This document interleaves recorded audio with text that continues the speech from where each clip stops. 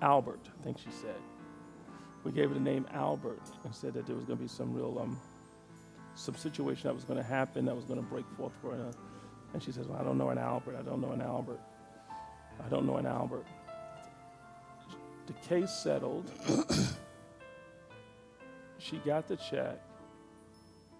And she never knew that the lawyer that was working on the case, last name was Albert, until she looked at the check. My Lord. You see?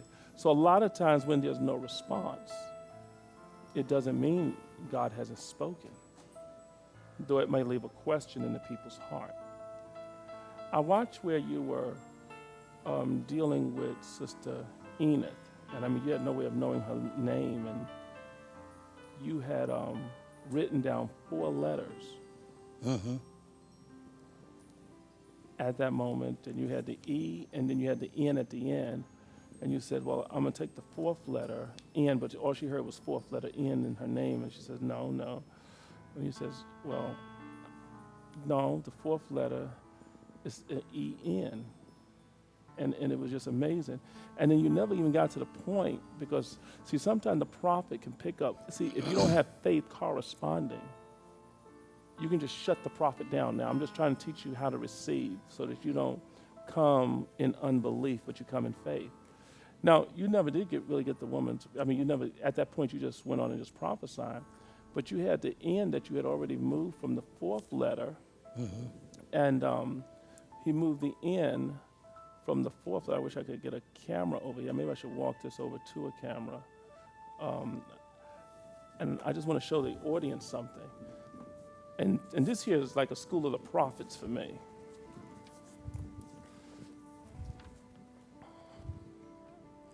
He'll try to focus this.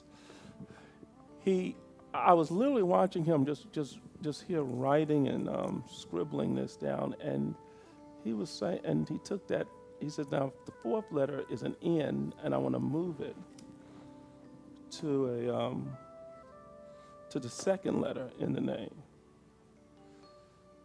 I have to get to the manicure. And see, he had that 4th letter right here, which is an N. And he said, I'm going to move that to the 2nd letter of the name. And then the I was already there in place. And it was just, so it's just amazing how the Spirit just moves in this. And I mean, you had no way of knowing this woman's name. I mean, I was just so overwhelmed. And so now I was looking at this here sheet. You never did get to this. But you were writing something here. Yeah, and guess what? I didn't know that. Yeah, I was getting ready to write that again in this book.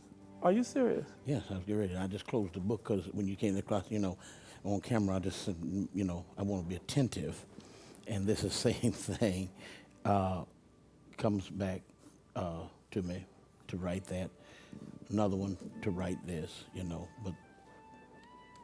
Now, how does that just come to you? Because I know you have had a lot of controversy with your gifts.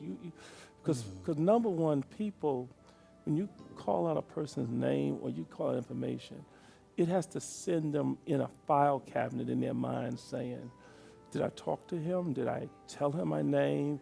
Who could have told him my name? And I'm sure you've done meetings at churches where there were people that just didn't believe at all that God could say that and just had to say, that's got to be if it's anything supernatural, it's got to be the devil because God just won't do that.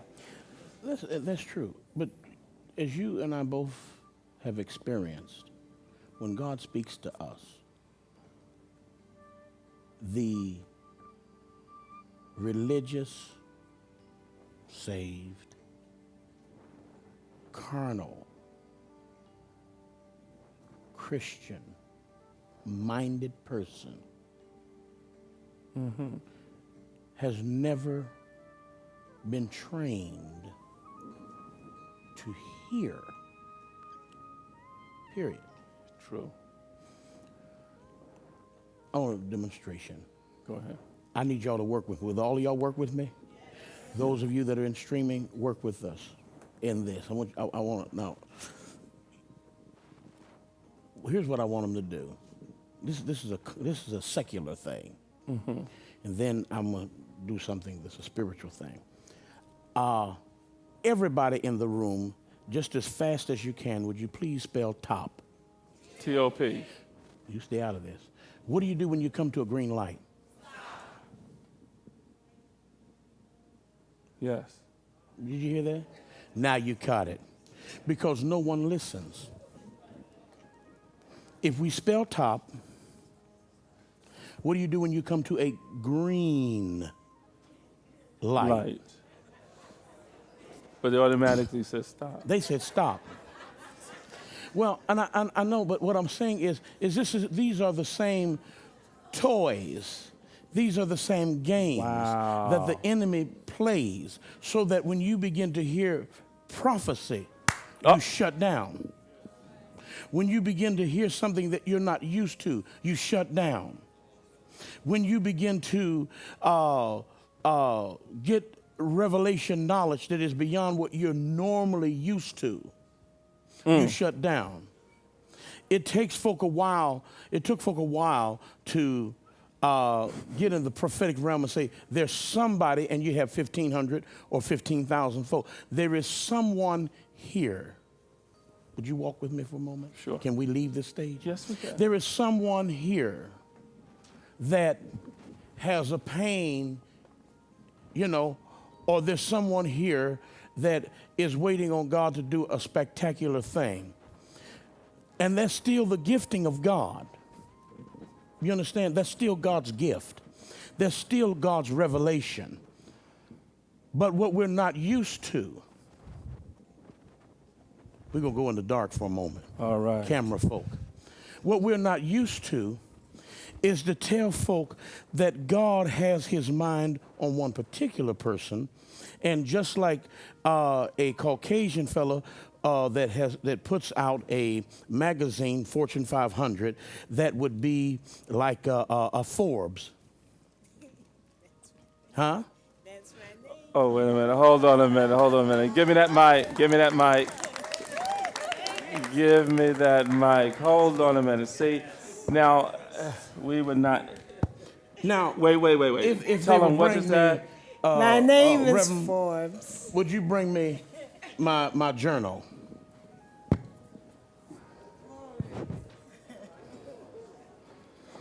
And when we start talking about money, and when we started talking about some things that God is getting ready to do, that because you're around here, and I'm not going to keep doing a whole lot of this necessarily. He wrote there Forbes. CH. For Cheryl. What's that? He's right. He's correct. Okay. Cheryl Forbes. So since I'm so close, I want you to stand. You'll meet us up there. If you don't mind, you'll meet us up there too. Jesus! I'm just talking.